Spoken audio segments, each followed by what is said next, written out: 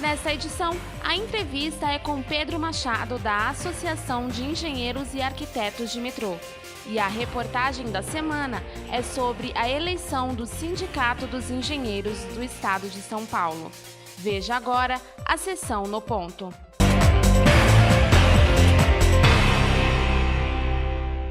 Já estão em andamento as campanhas salariais que envolvem cerca de 100 mil engenheiros que atuam nos vários segmentos econômicos no estado de São Paulo.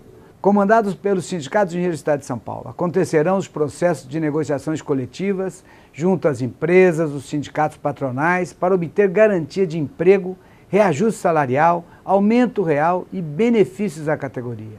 Nossa expectativa, apesar das dificuldades econômicas, é que os empregadores tenham a sensibilidade de compreender a importância dos profissionais para que os seus resultados sejam atingidos e, assim, possam fechar acordos e convenções de forma consensual, no campo das ideias e na mesa. Engenheiro, fique atento à sua campanha salarial. Acompanhe as notícias sobre a realização de assembleias e reuniões de negociação. Nossa organização e mobilização são fundamentais para que tenhamos sucesso.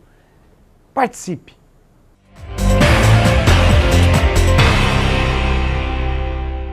Prezadíssimo telespectador, começa agora a entrevista do Jornal do Engenheiro na TV.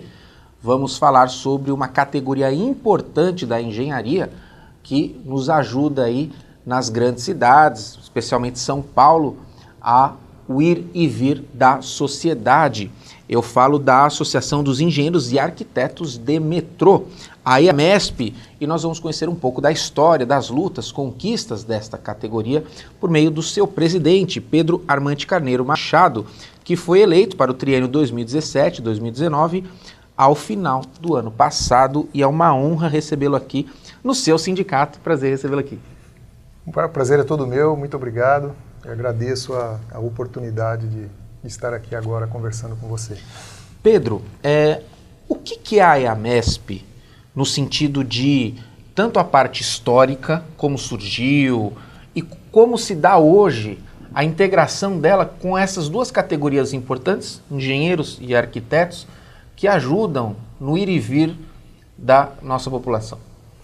Bom, em primeiro lugar, seria importante citar a origem, né? É uma associação de profissionais, de engenheiros e arquitetos, como o nome diz, e que nasceu em 1990 internamente ao metrô de São Paulo.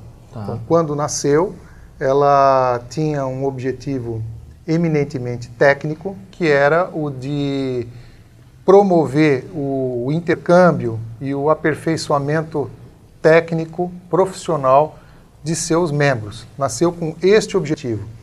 Então, não é à toa que poucos anos depois de sua fundação, em 1990, eu sou sócio fundador, nós já promovemos a primeira edição da nossa Semana de Tecnologia, que na época se chamava Metroviária, porque era exclusiva da Companhia do Metrô de São Paulo. E depois veio a ser Metroferroviária, englobando todo o modo sobre trilhos. Perfeito. Mas o que a gente notou, né, ao longo dessa história é que seria importante sair das fronteiras da empresa Metrô de São Paulo. E isso foi naturalmente acontecendo à medida em que novos profissionais prestavam atenção à trajetória da nossa associação.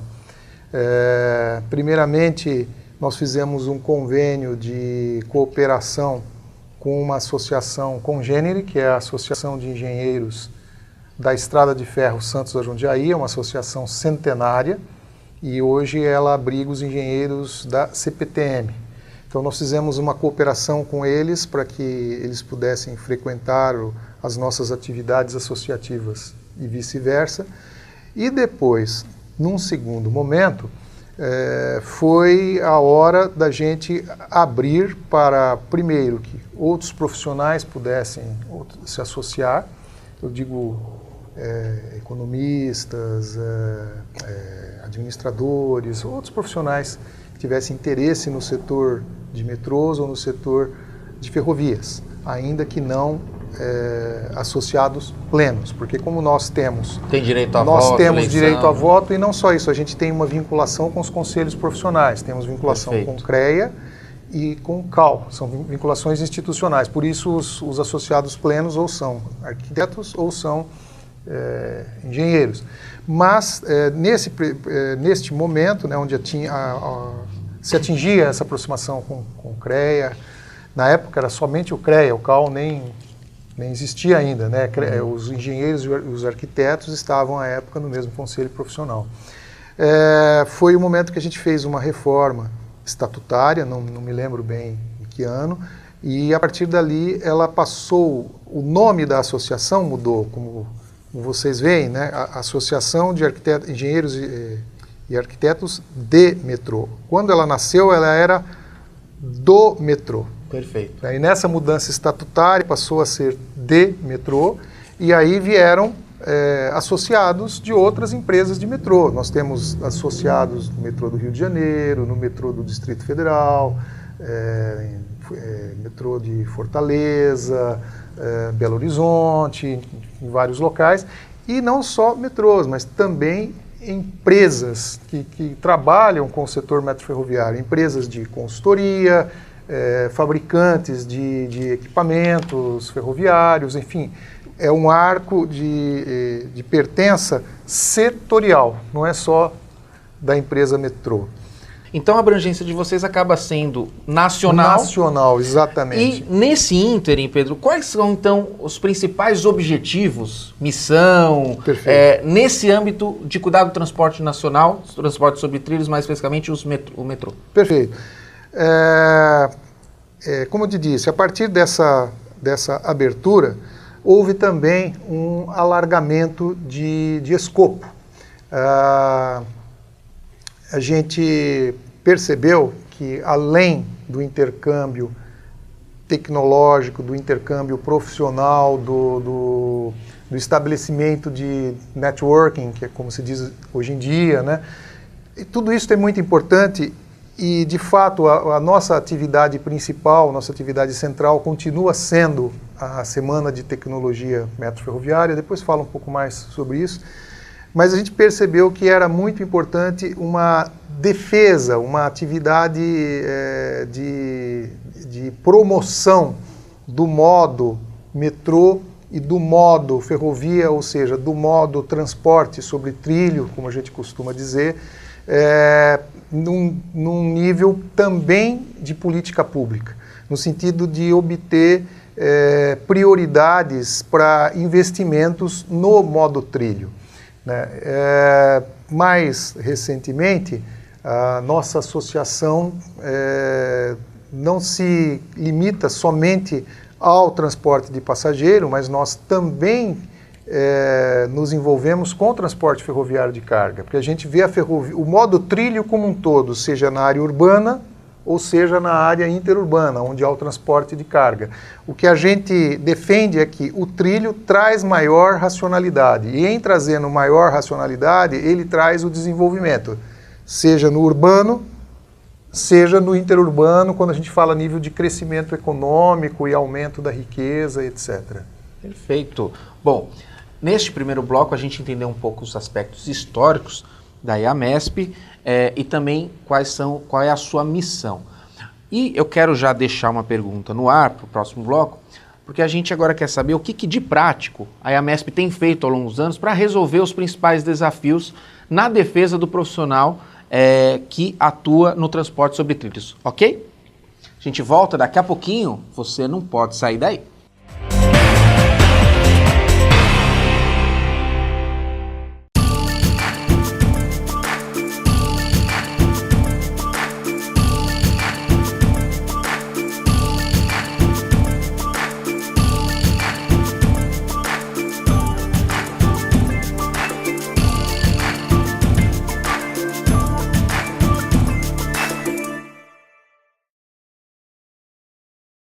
Sua ART pode beneficiar o Sindicato dos Engenheiros. Ao preencher o formulário da ART, não esqueça de anotar o código 068 no campo Entidade de Classe. Com isso, você destina 16% do valor para o CESP. Fique atento, o campo não pode estar preenchido previamente. Apoio Cultural, Conselho Regional de Engenharia e Agronomia do Estado de São Paulo.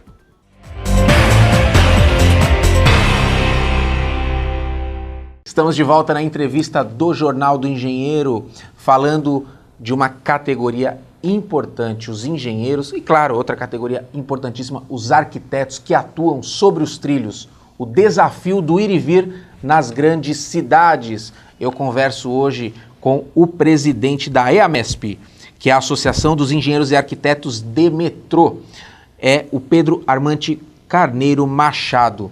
Presidente, a gente falou dos desafios no bloco passado, mas antes disso, já que a gente está falando da categoria dos engenheiros, né, que este sindicato representa, qual que é a importância, na sua visão, dessa união profícua entre a associação, que tem o seu papel legítimo de congregar uma categoria específica, de um local específico, de uma realidade específica, atuar junto com um sindicato que aí já representa todos os engenheiros do nosso estado de São Paulo e que hoje é presidido, o nosso sindicato, pelo Murilo Pinheiro, que também preside a Federação Nacional dos Engenheiros.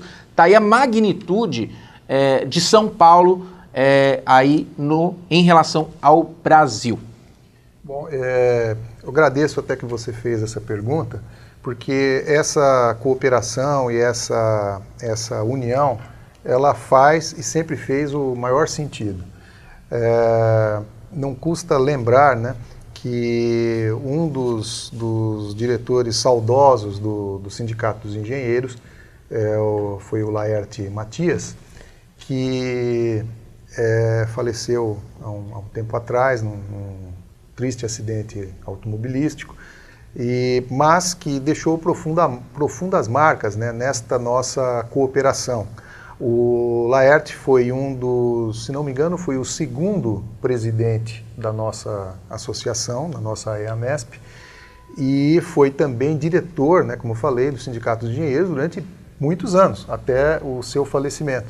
Então, na pessoa dele, Laerte, né, ele era, vamos dizer assim, a cooperação encarnada entre as duas instituições. Ele tinha os dois bonés, vamos chamar assim, mas isso não era só uma questão pessoal do nosso amigo Laerte.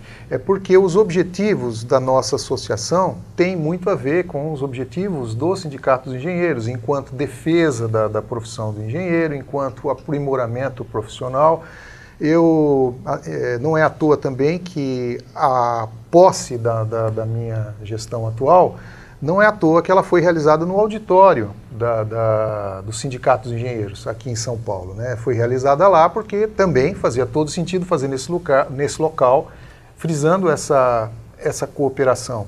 Eu também, logo que fui eleito, tive a oportunidade de participar do congresso da FNE em Barra Bonita, que eu estive lá junto com o Murilo e outros diretores do sindicato e que também são membros do conselho da nossa EAMESP, né?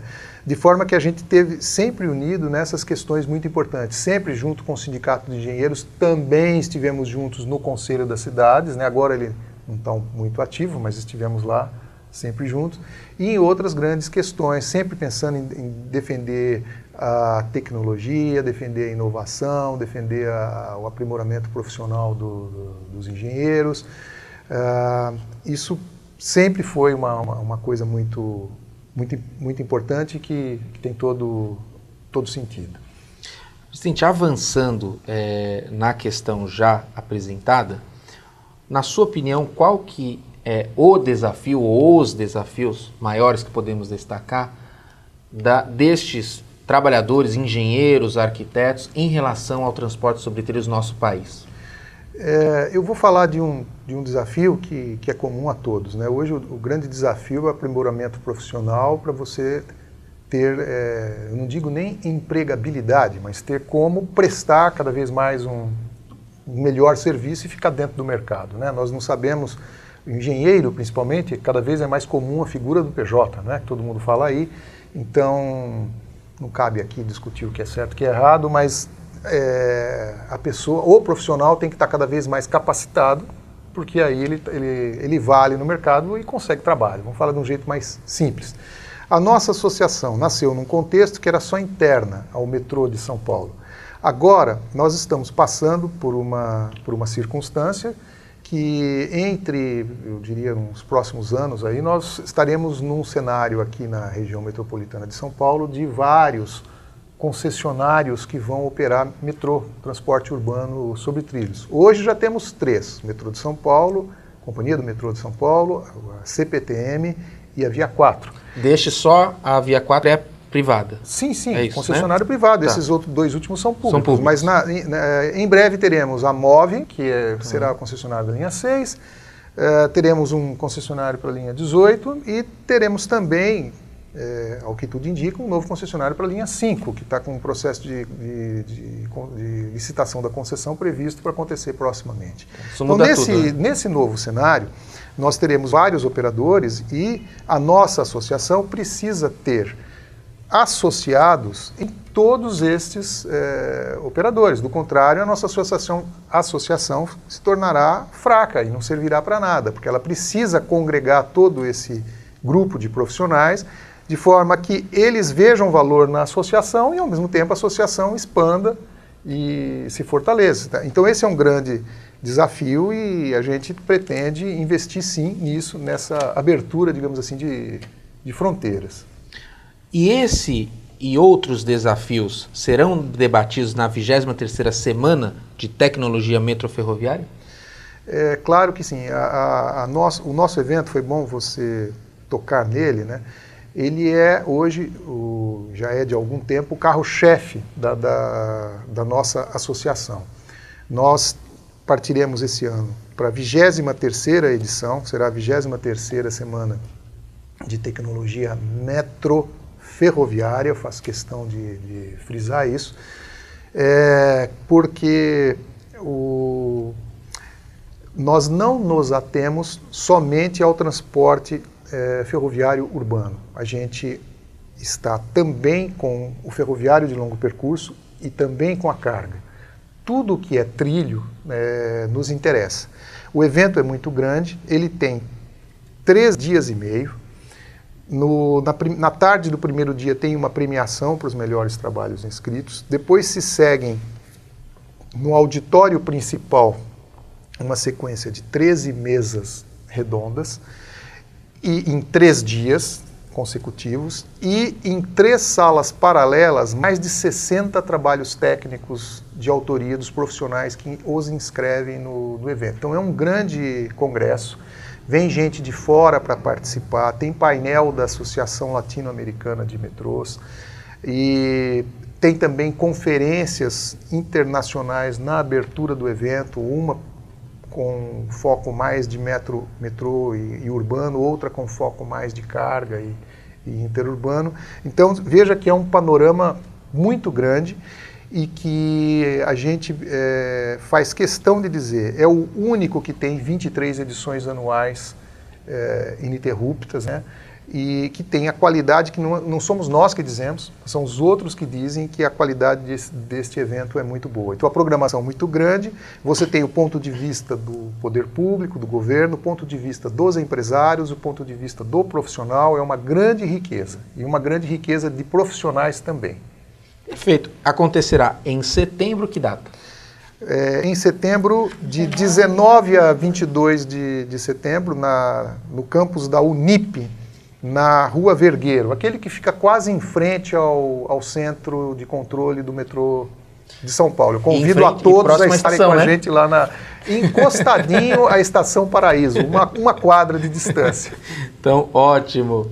Presidente, Quero agradecer aqui em instantes finais do nosso programa, deixar a câmera aberta para suas considerações finais, mas muito obrigado pela presença, viu? Tá, eu aqui agradeço e eu gostaria de terminar fazendo um comercial final a respeito da 23ª Semana de Tecnologia. Por favor. Todos os associados da EAMESP, eles têm como um benefício a sua inscrição automática na Semana de Tecnologia Metroferroviária. Então esse já é um motivo para você que é profissional de trilhos, que trabalha com o setor de trilhos, pensar em se associar à EAMESP, tá bom? Venha para a EAMESP.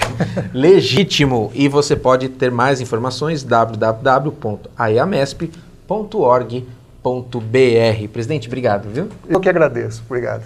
Esta edição do Jornal do Engenheiro não termina aqui. Fique conosco e acompanhe mais assuntos relativos à engenharia, inovação, o desenvolvimento também sempre presente nas nossas pautas. Um forte abraço e até breve!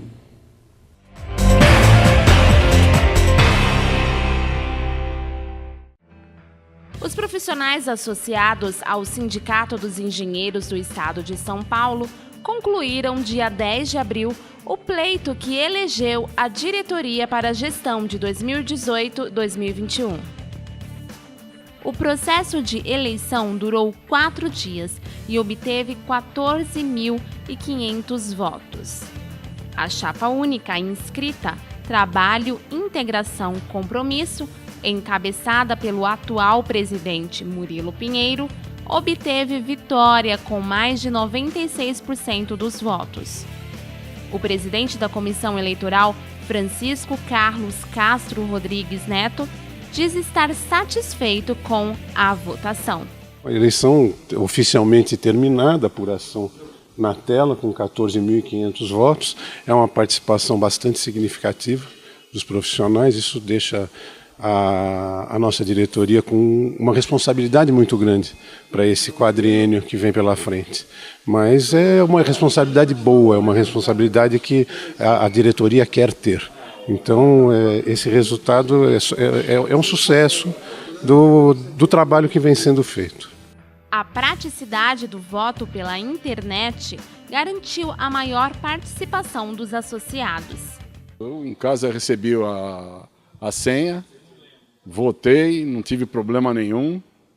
Eu acho que toda eleição devia ser feita assim, muito melhor. É facilitado, ele é acompanhado, ele é auditado por empresas especializadas e a gente quer, com isso, vamos dizer, dar referência para as outras organizações, né, que passam por processo eleitoral, para que também, vamos dizer, possibilite o seu associado votar por internet. Isso significa maior transparência e qualidade no voto. Nós facilitamos o acesso para que ninguém tenha dificuldade de vir só à sede, mas também de fazer isso dentro da sua própria casa, à noite, pessoas que têm dificuldade de trabalho e que querem votar. As expectativas para o próximo mandato são grandes. Eu acho que o Murilo vai buscar sempre o que tem de melhor para a engenharia, para lutar por investimentos, que o governo valorize mais o engenheiro. Acho que o principal é a consolidação da nossa universidade, né? Que é a Faculdade de Engenharia de Inovação, né? É consolidar e colocá-la ao mercado, né? E que ela é muito importante porque vamos dizer, é a contribuição social do Sindicato dos Engenheiros e resposta também aos impostos pagos pelos seus associados, vamos dizer, e os engenheiros do Estado. A expectativa é desenvolver melhor o sindicato e colaborar com políticas públicas para que a gente saia da crise e faça o desenvolvimento que o país precisa. Para mais informações sobre este e outros assuntos, acesse o portal do CESP na internet.